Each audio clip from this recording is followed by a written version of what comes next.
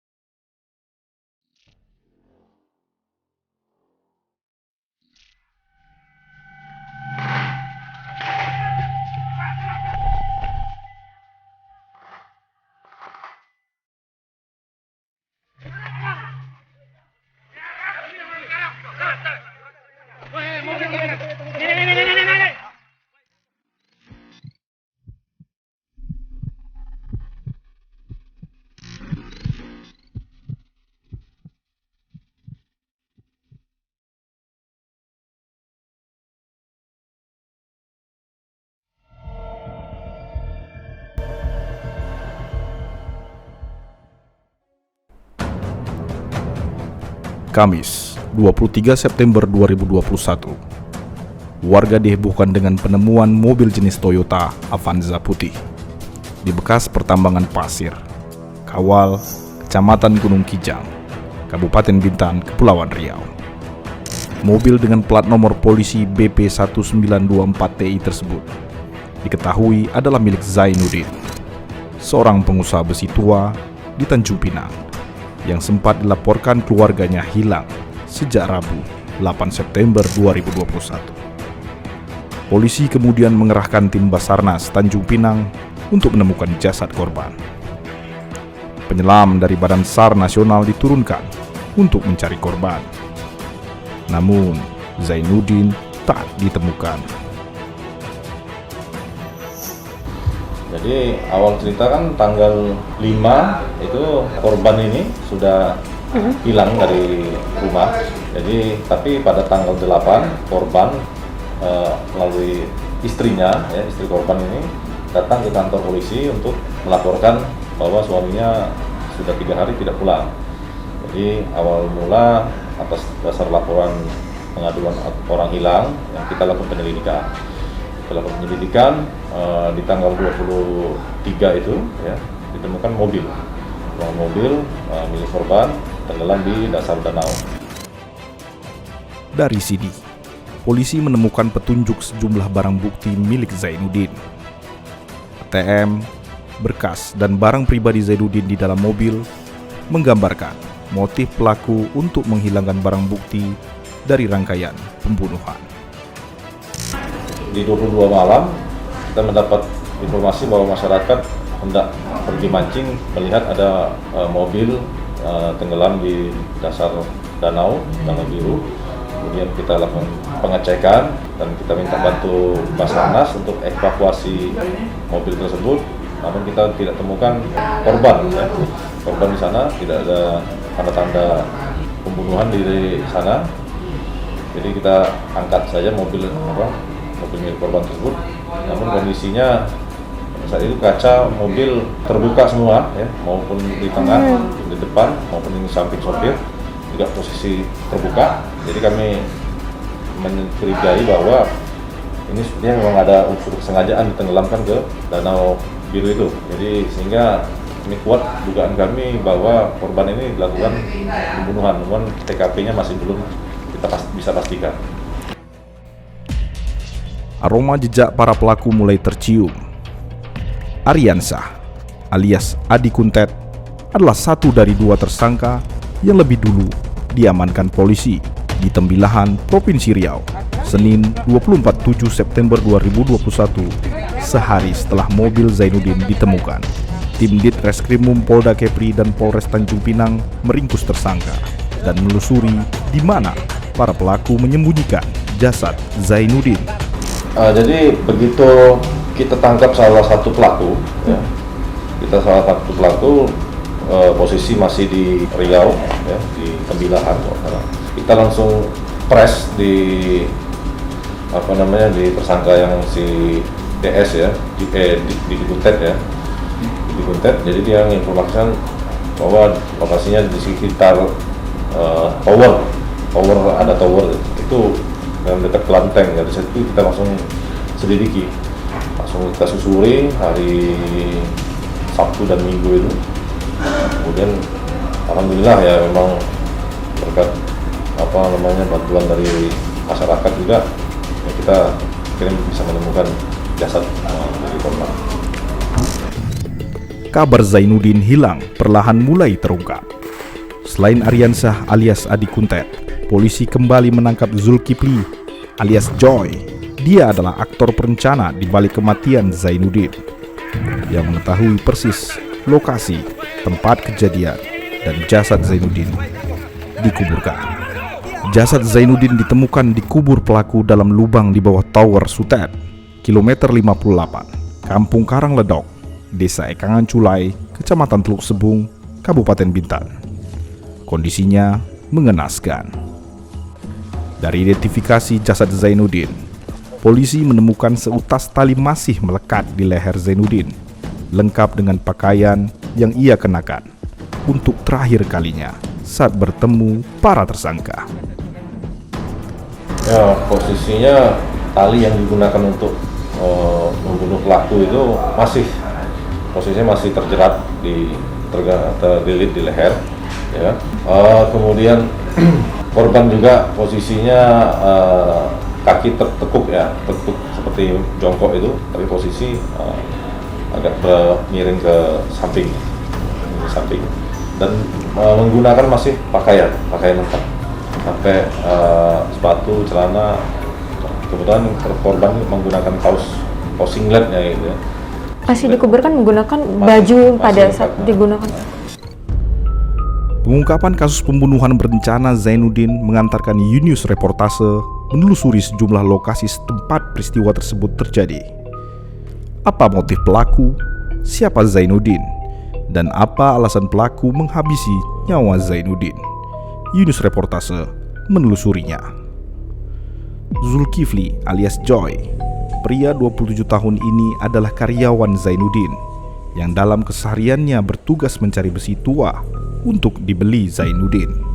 Siapa sangka, sejak 4 September, Zulkifli mengatur strategi untuk menghabisi nyawa Zainuddin. Dia mengajak Aryansyah alias Adi Kuntet, yang juga masih satu keluarga dengannya, untuk merencanakan pembunuhan Zainuddin pada 5 September 2021. Keduanya mendatangi Zainuddin dan menawarkan besi tua yang telah mereka rencanakan. Padahal misi utama keduanya menghabisi nyawa Zainuddin dan mengambil uang yang dibawa Zainuddin saat itu. Sehari sebelum itu, tanggal 4, mereka sudah ada merencanakan itu karena ada pertemuan mereka di rumahnya mertuanya salah satu tersangka itu. Mereka ketemu di sana dan menyampaikan bahwa bos saya ini lagi habis selesai transaksi ini, ada banyak uangnya, jadi kita ambil uangnya. Jadi niat dia memang untuk merampok sebenarnya. Jadi dia sudah mengetahui bahwa bosnya ini habis ada transaksi. Kemudian kita pancing karena bosnya memang juga menyuruh saya terus ibaratnya untuk cari barang, cari besi kan. Jadi saya sudah janjikan ke bos bahwa ini ada besi bagus. Di situ bos itu mungkin terpancing, habis itu dihabisi. Jadi mereka juga merencanakan itu di rumah itu, dibicarakan di tanggal 4 ya, di tanggal 4 bahwa mereka untuk menghabisi korban ini dengan cara menggunakan tali juga di situ direncanakan. Kemudian karena mereka tidak mau menggunakan benda tajam, ya, senjata tajam. Takut meninggalkan jejak ya Pak? Meninggalkan jejak. Jadi mereka memang, jadi dari situ aja kita jerat lah untuk pembunuhan berencananya bisa terpenuhi. Pembunuhan Zainuddin, seorang pengusaha besi tua di kota Tanjung Pinang, kini tengah hangat diperbincangkan di tengah masyarakat. Perlintasan inilah yang menjadi saksi bisu. Kedua pelaku berinisial Z dan A menghabisi nyawa korban menggunakan seutas tali. Unius Reportase kali ini kami akan mengungkap sejumlah fakta mengenai pembunuhan tersebut secara eksklusif untuk Anda. Ikuti penelusuran kami.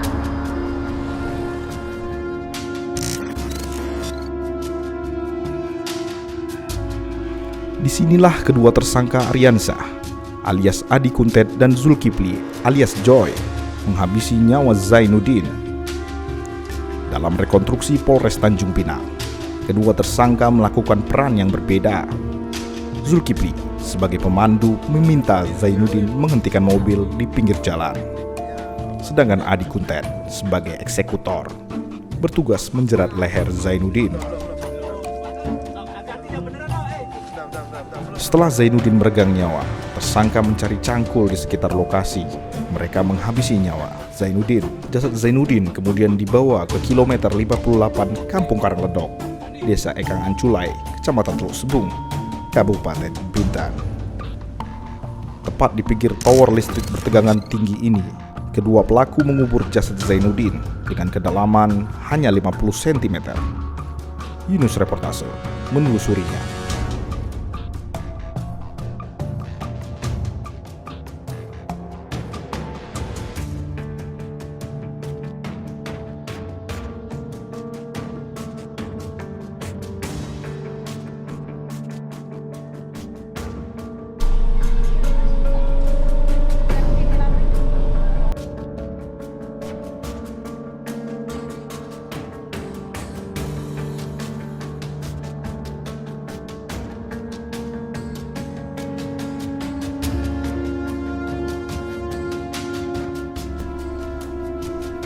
Inilah Kampung Karangledok, Desa Ekang Anculai, tempat jasad Zainuddin ditemukan. Lokasinya jauh dari aktivitas penduduk, hanya jalan setapak bertanah dan dipenuhi pepohonan mengantarkan kami menelusuri tempat di mana Zainuddin dikubur oleh para pelaku.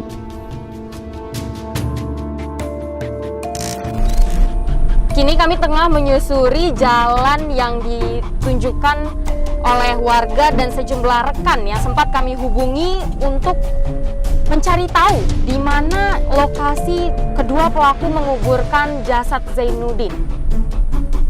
Jalannya sangat kecil dan di tengah hutan. Kini kami masih mencari tahu dan mengikuti petunjuk yang telah diberikan dari rekan-rekan dan juga warga yang sempat kami tanyakan.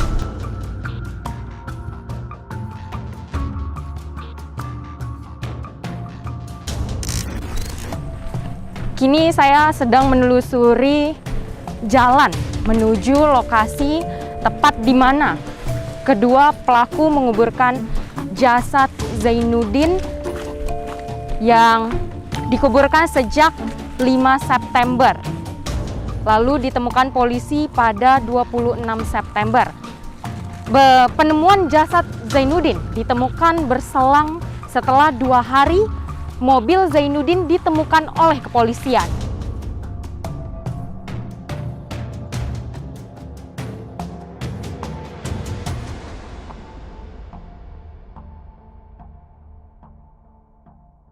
Kini saya sudah berada tepat di lokasi penemuan jasad Zainuddin yang dikuburkan oleh pelaku berinisial Z dan A sejak 5 September dan baru ditemukan pada tanggal 26 September.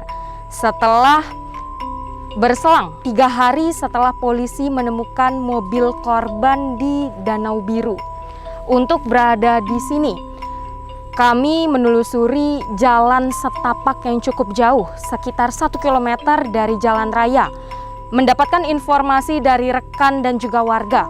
Akhirnya kami bisa tiba di sini di lokasi penemuan jasad Zainuddin. Lalu apa motif dari pelaku menghabisi korban? Tetap saksikan Yunus Reportase.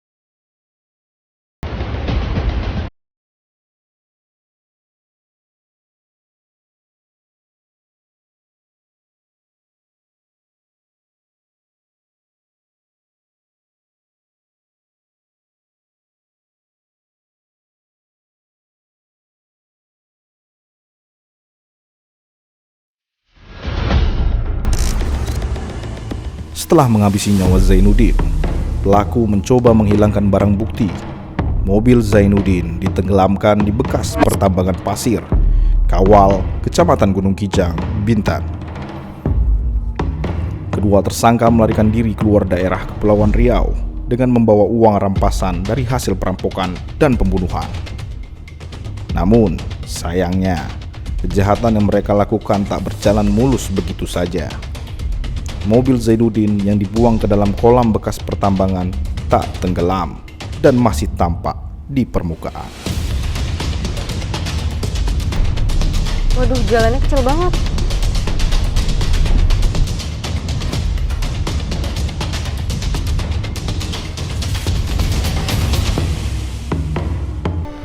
Pada tanggal 23 September, polisi menemukan mobil milik Zainuddin yang dibuang oleh dua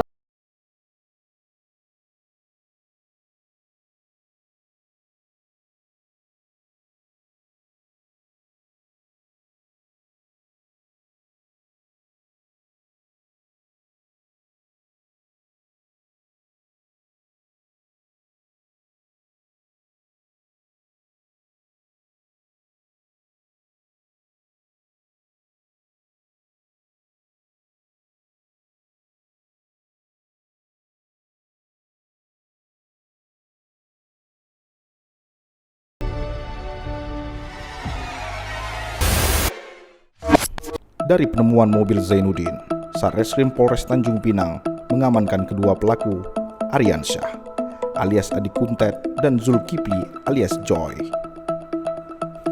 Kedua pelaku diamankan petugas di Kabupaten Indragiri Hulu dan Indragiri Hilir, Provinsi Riau pada 27 September 2021.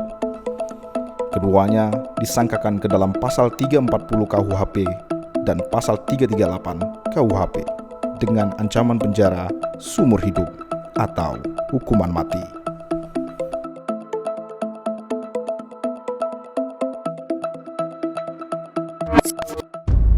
Beragam spekulasi motif para pelaku menghabisi nyawa Zainuddin lantaran sakit hati menjadi perbincangan publik.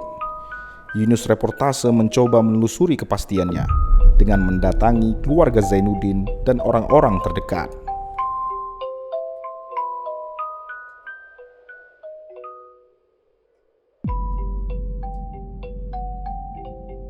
Pemirsa, kini saya berada di lokasi pengepulan besi milik Zainuddin dan kami akan bertemu dengan keluarga dari almarhum Bapak Zainuddin. Sekarang tinggal. Permisi, Bu. Ibu, saya Yuliandini dari Yunus Reportase. Sebelumnya, Bu Eni, saya turut berduka cita atas yang terjadi. Bu, kalau saya boleh tahu, Bu, apa aja sih, Bu, yang kegiatan sehari-hari Bapak? Ya itulah setiap sore kan tak tentu juga dia datang. Itu aja. Jadi kalau kegiatan sehari-hari Bapak selain di sini biasanya apa aja yang Bapak lakuin, Bu? Nggak ada, dia paling dia tidur. Tidur paling tengok-tengok entah itu. Tak tentu juga lah dia kesini. Oh, berarti memang kegiatan sehari-hari Bapak adalah di tempat pengepulan dan di rumah. Bu, apa yang Ibu ketahui dan keluarga ketahui saat pada hari tanggal 5 itu, Bu? Apa yang terjadi? Ya saya kan pulang, saya tanya lah anak saya, kemana bapakmu pergi, katanya gitu. Sama siapa? Sama yang si Jo itu. Udah itu aja, saya diam aja lagi. Berarti orang yang terakhir bertemu dengan Bapak adalah pelaku Zul. Ini pelaku itu. Anak Ibu mengetahui pelaku Zul, mengenal? Ya kenal mungkin muka dia lah, tahu lah kan, karena dia yang ketuk pintu. Anak saya bilang ketuk pintu, ada bapak katanya, ada ini siapa, anak saya bilang aja si Jo. Udah dibangunkan dia bapaknya, udah habis itu anak saya ke kamar. Di hari itu menurut kesaksian anak Ibu, pelaku memang sudah datang berdua atau hanya Zul? Tak tahu dia. Yang pelaku itu sudah di depan pintu. Tapi tidak membawa kendaraan, berarti mereka pergi Tidak bersama. tahu dia pun tak tahu juga. Berarti almarhum dan pelaku pergi bersama mobil milik Bapak. Iya. Cuman anak ini tidak tahu juga bapaknya pergi. Dia nggak pernah itulah anak nih. Ada tamu udah tinggalin dia sama bapaknya. Ya gitulah. Gitu aja anak saya tuh. Tapi Ibu mengenal pelaku? Ya cuman dia jual barang gitu aja, tahu kayak gitu aja. Cuman jual barang gitu aja, selain itu nggak saya tahu. Kalau Ibu mengenal pelaku sudah berapa lama? Enggak juga lah, enggak lama, baru-baru aja. Berarti Ibu baru-baru kenal dengan Bapak dan Ibu? Iyalah, kalau suami saya kenalnya berapa lama saya nggak tahu. Sebelumnya saya nggak tahu. Pokoknya dia jual barang itu aja. Jual barang, kadang timbang sama saya, jarang lah dikatakan. Berarti pelaku Z bukan karyawan dan juga Tidak, keluarga. Kalau Tidak. pelaku A, Ibu mengenal? tidak. Tidak sama sekali berarti ya. Tapi kalau pelaku Z masih ada, Ibu mengetahui bahwa ini pelaku Z. Ya, Bu, Bapak memang sering membawa uang dengan jumlah besar seperti itu, Bu? tidak. Berarti hanya di hari itu Bapak membawa uang dengan jumlah sebesar itu? Tidak tahu juga saya. Oh, tidak tahu juga. Nah, karena dia tak pernah bawa uang. Bapak pergi dari rumah tanggal 5. Ya. Tapi akhirnya Ibu melaporkan Bapak di tanggal 8 ya, Bu? Apa yang membuat Ibu pada akhirnya melaporkan Bapak? Ya Ke namanya kepolisian? dia nggak pulang-pulang, handphonenya nggak aktif, ya kawan-kawan di sini ya pada gimana gitu ya. Nah saya pun bingung juga, nggak pernah dia berbuat gini kan, makanya saya lapor aja gitu. Pada saat itu Ibu mempunyai nggak, Bu, rasa kecurigaan terhadap pelaku Z? Tidak pula, saya gimana ya, dibilang ini saya biasa-biasa aja sih. Tak ada rasa apa-apa, nggak ada. Jadi Ibu melaporkan pada tanggal 8 memang karena Bapak tidak bisa dihubungi. Iya. Kalau untuk rasa curiga terhadap yang terakhir keluar sama Bapak itu adalah pelaku Z, Ibu mengetahui? Tidak. Pelaku sudah tertangkap, Bu, sekarang. Apa harapan Ibu ke depannya? Saya serahkan aja polisi lah. Saya pun tak bisa ngomong apa-apa kan. Hukum yang menjalanin saya pun gimana ya? Entahlah, tak bisa ngomong lagi. Baik, Bu, terima kasih banyak sudah meluangkan waktu untuk berbincang-bincang dengan saya.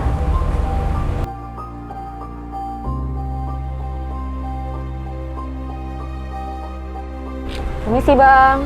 Ya, Bang, dengan Abang siapa nih, Bang? oh, Bang Hasanuddin Hasibuan.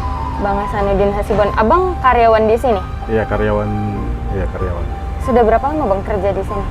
Sudah mau 3 tahun. 3 tahun. Bang, berarti Abang cukup mengenal dekat Pak Zainuddin ya, Bang? Iya, kenal betul sama dia. Pak Zainuddin itu sosok seperti apa sih, Bang? Ya, kayak gitulah Mbak. Dia memang orangnya suka nolong orang lah ya. Kalau kita banyak bantu lah istilahnya dia. Dia kalau lagi ada duit, lagi untung banyak, dia mau ngasih beras kok sama karyawan dia. Bagi-bagi beras sering ya. Macam saya di sini udah mau 3 tahun, masalah uang pun nggak pernah ngeluh dia sama saya. Saya pun gitu juga, nggak pernah kurang lah sama dia gitu lah ya. Abang sendiri mengenal pelaku, Bang? Pelaku Z? Kalau dia saya kenal sekitar 3 bulan 4 bulan ke belakang lah. Karena dia saya kenalnya dulu karena dia jual barang ke sini kan gitu. Karena saya kan hari-hari di sini. Selama Abang bekerja di sini, Abang pernah nggak, Bang, melihat pertengkaran almarhum dan pelaku Z? Kalau bertengkar sih saya kayaknya nggak pernah. Cuma paling ya kapan lah dicicil utangmu, pasti gue bilang gitu aja. Pas itu pergi bareng lagi kan gitu. Berarti memang pelaku Z ini beberapa kali datang ke sini ya, Bang, meminjam uang dengan almarhum? Dia kesini minjam uang alasan mau untuk beli barang lah, namanya kan orang kerja sama kita kan. Tapi dia bukan karyawan ya, Bang, hanya menjual? Bukan. Dia hanya menjual barang aja ke sini. Karena karyawan di sini cuma 2 orang. Saya sama ada kawan saya satu lagi. Baik Bang, terima kasih banyak ya Bang. Iya, ya. Terima kasih Mbak. Ya.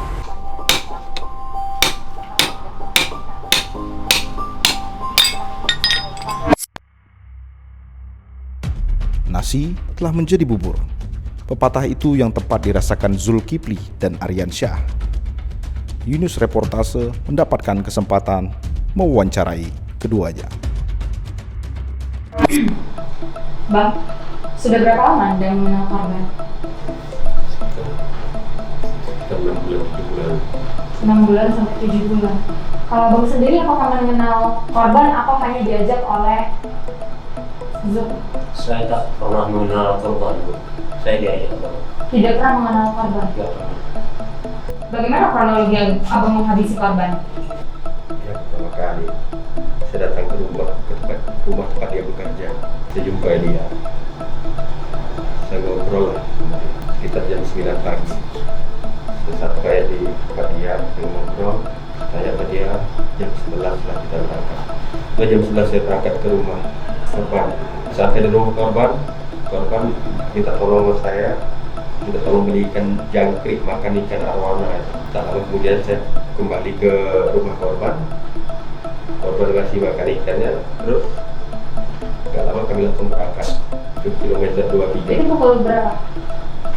Sekitar jam 1-an berangkat kami. Lama kemudian bergerak dari situ, kebingungan kami, jenazah mau dibuang kemana. Terakhir kami jalan ke arah lintas Subang, terpikirlah lokasi itu. Langsung saya di gunung, bawa cangkul gali, langsung digali, lalu sekitar pukul 5:30, dia bingung mau dibuang kemana. Si Adi ngomong, galang batang aja danau biru. Ya, lalu kami ke sana parkir, nunggu agak gelap dikit, lalu kami dorong mobil ke lokasi ke danau biru. Pada saat Abang menjerat pelaku dari belakang, apakah ada perlawanan dari korban? Waktu kejadian saya memberikan tali dengan korban, memang tidak ada perlawanan, cuma hanya kaki yang berontak. Di saat itu mobil keadaan masih hidup. Nah, jadi setelah dia berontak, dia terinjak gas itu berbunyi, langsung Abang yang matikan mobil, terus tangannya bergerak, dipegang sama Abang. Setelah dipegang, saya sudah nggak kuat narik lagi, jadi tali saya satu dilepaskan, Abang naik ke sebelah sini, saya ke sebelah sini. Dan pada saat itu sudah posisi lemas ya? Posisi lemas. Suatu habis napasnya tuh kami serta berdua yang memutuskan napasnya. Itu tadi memang sudah dipersiapkan dari rumah? Sudah dipersiapkan dari rumah. Segala hal berarti pada saat itu sudah matang perencanaannya? Iya. Setelah membunuh, ada pikiran tidak? Ini pasti akan tertangkap oleh polisi. Sudah jelas. Jika sudah jelas, kenapa dilakukan? Bang? Itulah penyesalan itu timbul pasti di belakang. Sebelum dibuang jenazah korban itu aja kami udah menyesali perbuatan kami. Cuma mau menyerahkan diri takut. Baik. Jika ada pesan yang ingin disampaikan kepada keluarga korban dan juga keluarga masing-masing, apa yang ingin disampaikan? Kepada korban itu, Saya minta maaf. saya minta maaf. Saya menyesal ini. Tapi saya bertanggung jawab atas kejadian ini semua. Saya akui kesalahan itu semua. Apa perbuatan saya tanggung. Zulkifli, Anda ingin sampaikan kepada keluarga korban dan juga mungkin keluarga Anda sendiri? Saya minta maaf sama istri korban dan anak korban. Dan kepada anak istri saya, orang tua saya, apa yang saya buat. Cuma merasa penyesalan sama anak istri aja. Tapi dengan korban yang dibunuh tidak ada rasa penyesalan apapun? Udah jelas kak, nggak ada cerita yang nggak Gak ada cerita yang nama nggak nyesal. Kalau orang yang nggak pernah bunuh orang, dia hanya bisa ngomong. Macam kami yang udah pernah menghabiskan nyawa orang, yang melihat dengan mata kepala sendiri itu pasti menyesal. Cuma kalau kita ngomong pun nggak ada gunanya. Apa sampai hari ini orang pikir meskipun kami udah ditahan di sel, apa kami udah tenang? Pasti nggak akan tenang. Andai kata itu di posisi saya sekarang, pikiran saya, andai kata posisi itu terjadi sama anak istri saya, gimana? Itu saya bayar. Cuma nggak ada guna lagi. Udah terjadi. Yang bisa sekarang hanya yang kami buat sekarang, kami yakinkan dia, karena kami yang masih hidup. Kalau nyesal, andai kata waktu itu bisa diputar, gak akan mau kami melakukan ini. Yang bisa sekarang hanya kami doakan dia, mudah-mudahan amal ibadah diterima di sisi Allah banyak. Anak istri yang sehat selalu. Intinya kami, di hati kami hanya ingin minta maaf sama keluarga dia. Mau maaf mau enggak, itu terpulang dia. Andai kata posisi saya sendiri pun enggak semudah itu memaafkan orang. Untuk mengetahui kasus pembunuhan ini secara keilmuan, kami mencari tahu pandangan hukum dari para akademisi. Kami mendatangi Universitas Maritim Raja Ali Haji, Tanjung Pinang.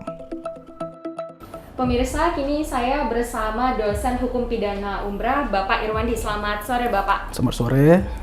Pak, dari kasus ini, apa yang bisa Bapak analisa dari tindakan kedua pelaku dalam perspektif hukum? Kalau kita melihat, ya kenapa orang bisa melakukan suatu perbuatan kejahatan, ya kalau melihat dari pendapat Sigmund Freud, ya itu dia dalam analisis ya perspektif psikoanalisis, ya itu dia membeda kenapa orang bisa melakukan kejahatan itu, karena ada ketidakseimbangan antara ID, ya, ego dan superego. ID ini apa maksudnya? Ini berkaitan dengan keinginan, ya, keinginan atau naluri seseorang. Ya, misalnya orang lapar, ya, ada keinginan orang yang nggak akan tercapai, dia pasti akan resah, akan gundah, gitu kan. Terus yang masalah di sini adalah berkaitan dengan dia akan berpikir bagaimana dia memenuhi keinginan tersebut. Nah, yang terjadilah kejahatan tersebut. Nanti itu perspektif ID-nya. Lalu perspektif egonya apa? Ego ini adalah bagaimana keinginan itu dilakukan dengan perbuatan yang nyata. Ya, ada keinginan kita dilakukan dengan perbuatan nyata. Lalu super ego, ini bukan ego dalam artian egois, tapi yang ketiganya ada super ego. Super ego itu adalah dalam pelaksanaan ketentuan yang dah disepakati oleh masyarakat, bisa perundang-undangan. Ya, norma ini berkaitan pelaksanaan norma.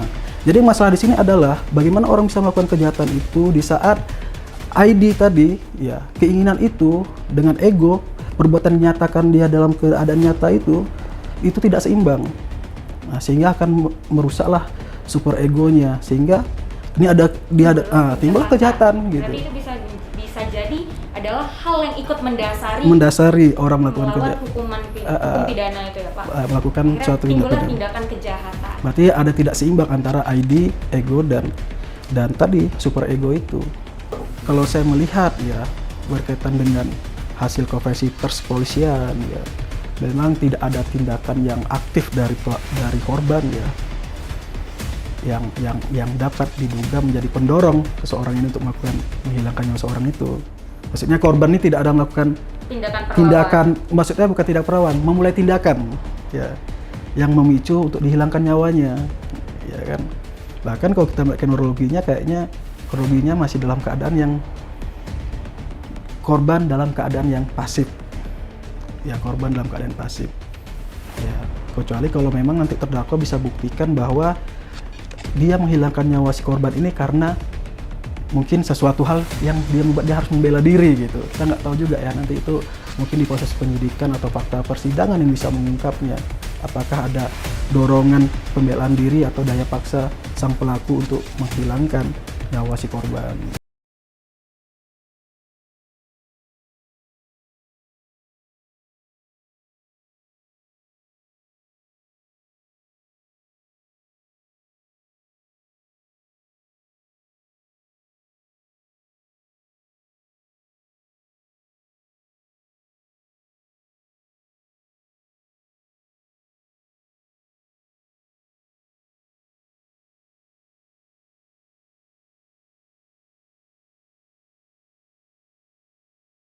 Kehidupan adalah hak setiap individu, bahkan negara menjamin setiap orang untuk hidup.